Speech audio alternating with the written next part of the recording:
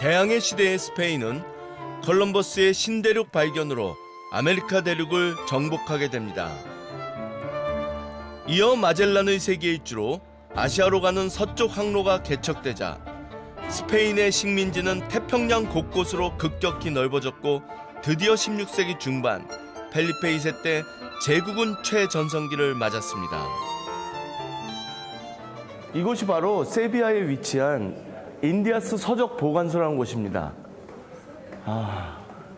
여기서 얘기하는 인디아스란 스페인이 개척했던 전 세계의 해외 영토를 일컫는 거죠. 서인디아는 오늘날 아메리카를 얘기하는 거고요. 동인디아는 오늘날 동양을 얘기하는 겁니다. 합스부르크 왕가 출신인 펠리페 2세. 스페인 땅에는 해가 지는 날이 없다는 말이 있을 정도로 넓은 영토를 통치했던 왕이죠. 역시 세상을 개척하고 그곳에 정보를 수집한 그런 곳답네요. 여기에 빠질 수 없는 사람들이 있습니다. 대항해 시대를 이끌었던 탐험가들이죠. 유럽의 서쪽 끝자락에 있어 지중해 무역에서 소외돼 있었던 스페인은 이들의 위대한 항해 덕분에 세계 초강대국으로서의 번영을 누리게 된 것입니다. 이곳 인디아스 고문서관에는 당시의 다양한 역사 자료가 소장돼 있습니다. 지금 이곳에 얼마나 중요한 문건들이 많은지 몇 가지 예를 이곳에 전시를 해놨습니다. 지금 맨 왼쪽에 있는 이 문건, 토르데시아스 조약.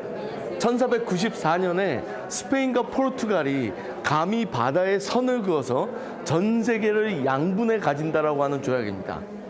그들이 세상의 지배자라는 거죠.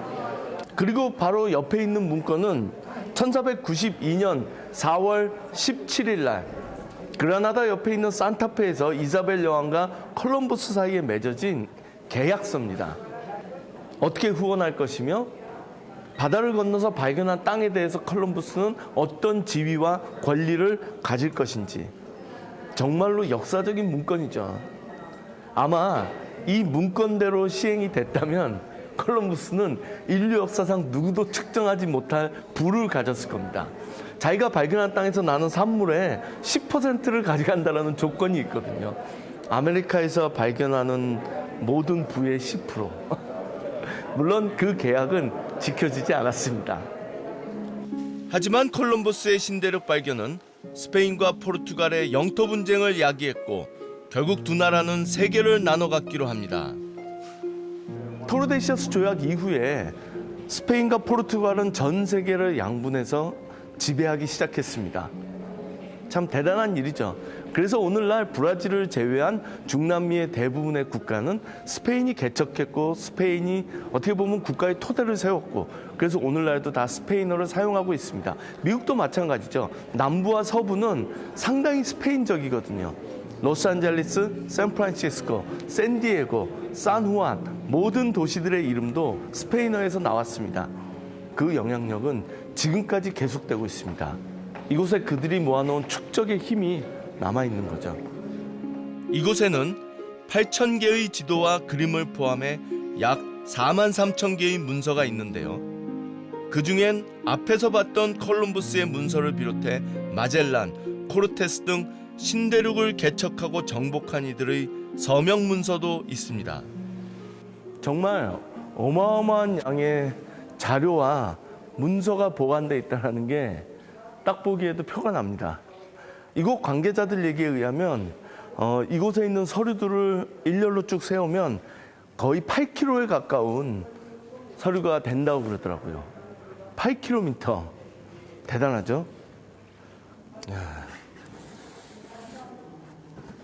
제가 비밀을 하나 알려드릴까요? 자료가 굉장히 무거워 보이죠? 사실은 아주 가볍습니다. 왜냐하면 이 안에 들어있는 진짜 문서들은 다 지하 수장고에 완벽한 보관시설 안에 안전하게 보관되어 있거든요. 너무나 중요한 유산들이기 때문에 이곳에는 옛날에 쓰던 박스만 남아 있습니다. 1996년까지는 그래도 이 박스 안에 그 자료들이 다 들어있었다는 거예요. 8kg에 이르는 자료들. 지금은 그렇지 않지만 스페인이 한때 세계를 개척하고 정복하고 지배했던 제국이라는 것을 이곳에 오니까 새삼 느끼게 됩니다. 그들이 모은 축적, 그 힘, 대단한 것 같아요. 1492년 이베리아 반도의 레콩키스타로 통일 왕국을 세운 스페인. 단 2세대 만에 이 같은 제국으로 우뚝 선 것입니다.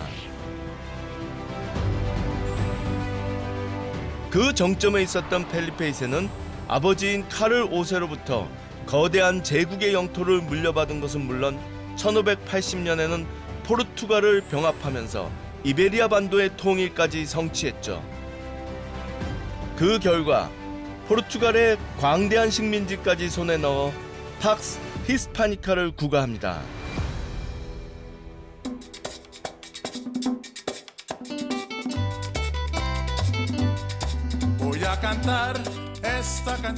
신대륙을 발견한 콜럼부스가 바꾼 세상은 이것뿐만이 아니었습니다. 그동안 서로 분리된 채 나름의 세상에서 살던 두 대륙, 즉 구대륙 유럽과 신대륙 아메리카 사이의 교역과 교류를 가져왔죠. 특히 대항해 시대 이후 신대륙에서 유입된 새로운 작물들은 스페인과 유럽의 먹거리를 풍요롭게 했습니다. 여기 지금 세비야의 재래시장이거든요. 이렇게 들어와 보니까 정말로 신대륙이 우리의 생활을 얼마나 바꿨는지가 한눈에 보입니다. 토마토, 고추, 감자같이 구대륙에는 존재하지 않았던, 그러나 콜럼버스가 신대륙을 발견한 이후에 우리 삶에 소개된 수많은 물산들이 여기에 쌓여 있습니다. 그야말로 유럽의 식탁을 통째로 바꿔놓은 것인데요.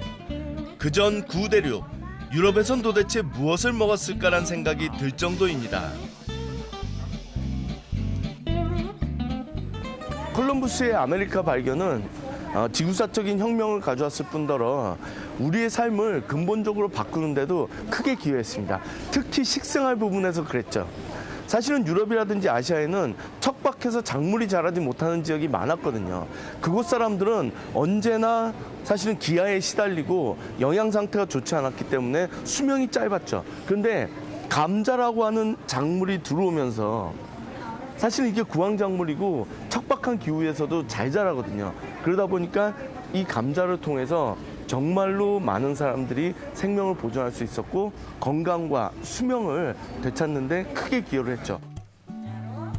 괴테는 감자를 신대륙에서 온 신의 혜택이라 했는데요. 그렇다면 이 고추는 우리에게 무엇일까요? 와, 참 정말 이 고추들, 만약에 이 고추가 없었으면 진짜 한국 음식은 어땠을까요? 고추 없는 김치, 김치찌개, 된장찌개, 육개장 등등 상상이 잘 안 가는데요. 아메리카의 작물들은 금, 은을 찾아 떠났던 스페인의 정복자들이 자기들도 모르는 사이에 발견하고 전파한 신대륙의 가장 귀중한 보물이기도 합니다. 여기 있는 이런 풍부한 물산들이 어떻게 보면 콜럼부스가 가져온 정말 그 변화의 어떤 열매? 이런 거죠.